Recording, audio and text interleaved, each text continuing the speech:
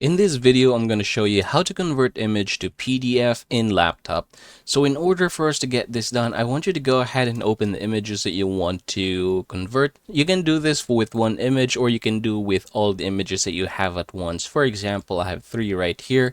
Now, the first thing that you are going to do is just highlight everything. You can do that by following what I just did, or you can just go ahead and click Control A and everything is going to be selected. After doing so, we're going to go ahead and right click one of the images, and then there is an option here for print. I want you to go ahead and click that one. So after doing that, we should be in here.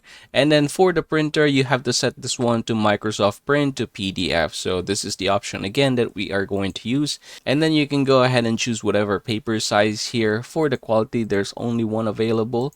And yep, basically that's how you're going to do it. And then there are a lot of options here. Say for example, if you want to compile them in one image, you can definitely do that one, or one page rather.